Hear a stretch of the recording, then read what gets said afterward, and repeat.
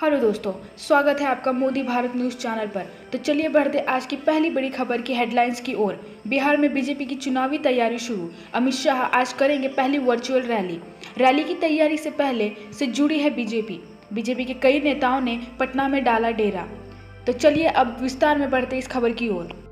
केंद्रीय गृह मंत्री और भारतीय जनता पार्टी बीजेपी के पूर्व अध्यक्ष अमित शाह रविवार को अपनी पार्टी के लिए बिहार में पहली वर्चुअल रैली बिहार जन संवाद को संबोधित करेंगे। हालांकि यह रैली पूरी तरह से ऑनलाइन होगी और अमित शाह के साथ साथ कार्यकर्ता भी वीडियो कॉन्फ्रेंसिंग के माध्यम से इसमें शामिल होंगे। बता दें, कोरोना वायरस के संक्रमण को देखते हुए सरकार ने किसी भी तरह के जुटान पर पाबंदी लगाई है, लिहाजा अब चुनाव प्रचार जैसे काम की वर्चुअल ही किए जा रहे हैं। बिहार में इस साल अक्टूबर या नवंबर में विधानसभा चुनाव कराए जा सकते हैं। अमित शाह की इस ऑनलाइन रैली को बिहार में बीजेपी चुनाव प्रचार के आगाज के रूप में देखा जा रहा है। बिहार में राष्ट्रीय जनता दल ने चुनावी तैयारी कुछ दिन पहले शुरू की है। इसी क्रम में हाल में तेजस्वी यादव ने बस रैली निकाली थी। हालांकि ऑनलाइन रैली के लिहाज से देखें तो बीजेपी ने यह काम सबसे पहले शुरू किया है। डिजिटल माध्यम से हो रहे इस तरह के पहले कार्यक्रम को बीजेपी हर तरह से कामयाब बनाने में जुड़ी है। वहीं इसे लेकर कार्यकर्ताओं में भी उत्साह देखा जा रहा है। इस रैली को लेकर प्रदेश बीजेपी मुख्यालय में खास इंतजाम किया जा रहा है। कार्यक्रम का संचालन पटना से ही होगा। इस दिन मुख्यालय में प्रदेश अध्यक्ष डॉक्टर संजय जायसवाल, उप मुख्यमंत्री सुशील कुमार मोदी सहित सभी वरिष्ठ नेताओं के रहने की संभावना है। फिलहाल बिहार में बीजेपी का मुख्यमंत्री नीतीश कुमार की पार्टी जेडीयू और केंद्रीय मंत्री रामविलास पासवान की लोक जनशक्ति पार्टी लोजपा के साथ गठबंधन है। अमित शाह पहले ही कह चुके हैं कि विधानसभा चुनाव नीतीश कुमार की अगुवाई में लड़ा जाएगा। यही बात बीजेपी के राष्ट्रीय अध्यक्ष जेपी नड्डा भी दोहरा चुके हैं। चलिए अब जानते हैं क्या है बीजेपी की बड़ी तैयारी। केंद्रीय गृह मंत्री अमित शाह की वर्चुअल रैली को सफल बनाने के लिए बिहार बीजेपी प्रभारी भूपेंद्र यादव और बीजेपी की राष्ट्रीय संगठन महामंत्री बीएल संतोष शुक्रवार को पटना पहुंचते ही एक्टिव हो गए। बीजेपी नेता नंद किशोर यादव के सरकारी आवास पर भूपेंद्र यादव और बीएल संतोष पार्टी नेताओं के साथ रणनीति बनाने में जुट गए हैं। बीजेपी ने अमित शाह की वर्चुअल रैली को बिहार जनसंवाद नाम दिया है। बिहार के सभी विधानसभा क्षेत्रों के बूथों पर इस रैली का प्रसारण किया जाएगा। बिहार जनसंवाद कार्यक्रम के सफल बनाने के लिए पार्टी के सांसदों, विधायकों, प्रदेश पदाधिकारियों, जिला प्रभारियों, विधानसभा प्रभारियों और पूर्व प्रत्याशियों को जिम्मेदारी दी गई है। अमित शाह की वर्चुअल रैली को सुनने के लिए WhatsApp, Facebook, SMS, Twitter, Telegram के जरिए बीजेपी के वरिष्ठ नेता, पदाधिकारियों, जिला अध्यक्षों, मंडल अध्यक्षों के साथ ही बूथ अध्यक्षों को रैली का लिंक भेजने का काम शुरू किया गया है।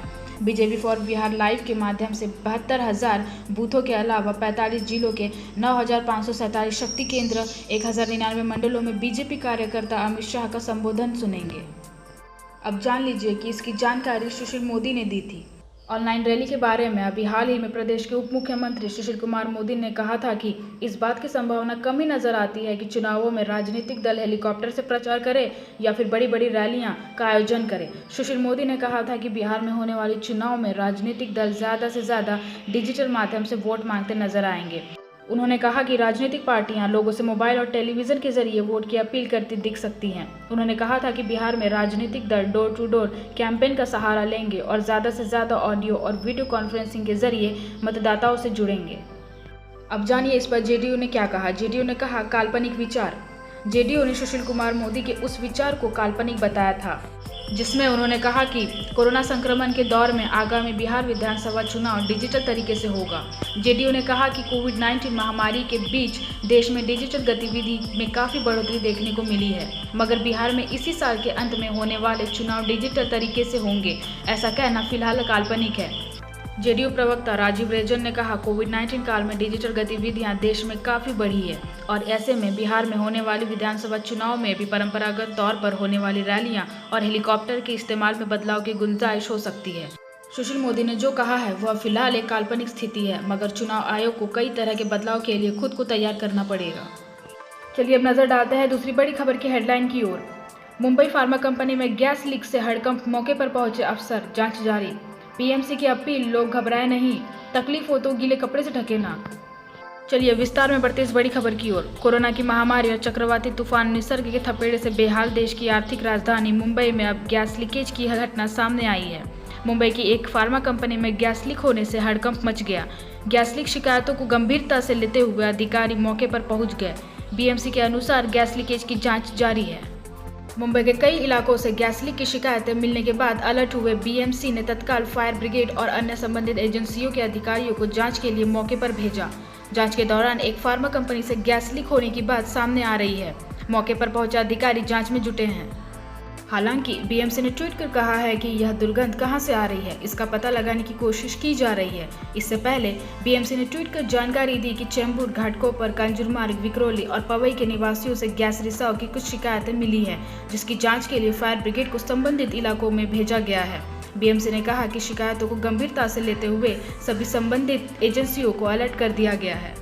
महाराष्ट्र सरकार के मंत्री उद्धव ठाकरे ने ट्वीट कर कहा है कि हालात नियंत्रण में है, सभी संभव और जरूरी संसाधनों का उपयोग किया जा रहा है। उन्होंने भी लोगों से भयभीत नहीं होने की अपील करते हुए खिड़कियां और दरवाजे बंद कर लेने की सलाह दी है।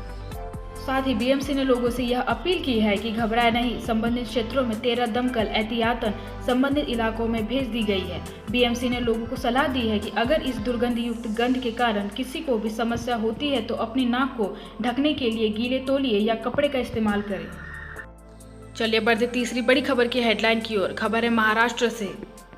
महाराष्ट्र में 2739 नए केस, 83,000 के करीब पहुंचा कोरोना मरीजों का आंकड़ा। महाराष्ट्र में 42,600 एक्टिव कोरोना मरीज। महाराष्ट्र में 37,390 कोरोना मरीज डिस्चार्ज। चलिए अब विस्तार में बढ़ते इस बड़ी खबर की ओर। महाराष्ट्र में कोरोना वायरस का संक्रमण थमने का नाम ही नहीं ले रहा है। देश में महाराष्ट्र कोरोना वायरस के कारण सबसे ज्यादा प्रभावित है। अब महाराष्ट्र में कोरोना संक्रमितों की संख्या 83,000 के करीब पहुंच गई है। महाराष्ट्र में पिछले 24 घंटों में 2749 नए कोरोना वायरस के मरीजों की पुष्टि हुई है। राज्य में अब तक 82,968 कोरोना वायरस के मरीज सामने आ चुके हैं। वहीं महाराष्ट्र में अब तक 37,390 कोरोना मरीजों को इलाज के बाद डिस्चार्ज किया जा चुका है। अब महाराष्ट्र में 42,600 एक्टिव कोरोना वायरस के मरीज हैं। महाराष्ट्र में कोरोना वायरस के कारण मरने वालों का आंकड़ा भी लगातार बढ़ता जा रहा है। महाराष्ट्र में अब पिछले 24 घंटों में 120 लोगों की कोरोना वायरस के कारण मौत हो गई है। इसके साथ ही राज्य में अब तक 2969 लोगों की कोरोना वायरस के कारण जान जा चुकी है। अब जानिए मुंबई में कितने कोरोना मरीज हैं। महाराष्ट्र के मुंबई में कोरोना वायरस का सबसे ज्यादा कहर देखा जा रहा है। मुंबई में पिछले 24 घंटों में 1274 नए कोरोना मरीजों की पुष्टि हुई है। इसके साथ ही मुंबई में अब कोरोना मरीजों का आंकड़ा 47,354 पहुंच चुका है। वहीं मुंबई में 58 और लोगों की कोरोना वायरस के कारण मौत हुई है। इसके साथ ही मुंबई में कोरोना से मरने वालों की संख्या 1577 हो चुकी है। मुंबई में 19,977 कोरोना वायरस के मरीजों की इलाज के बाद डिस्चार्ज किया जा चुका है। फिलहाल मुंबई में कोरोना वायरस के 25,794 एक्टिव केस हैं। वहीं महाराष्ट्र में पिछले 24 घंटों में 2234 कोरोना वायरस के मरीजों को इलाज के बाद डिस्चार्ज किया गया है। आज के लिए फिलहाल इतना ही। देश दुनिया की रोजाना ताज़ा खबरें जानने के लिए देखते रहिए चैनल मोदी भारत को। धन्यवाद।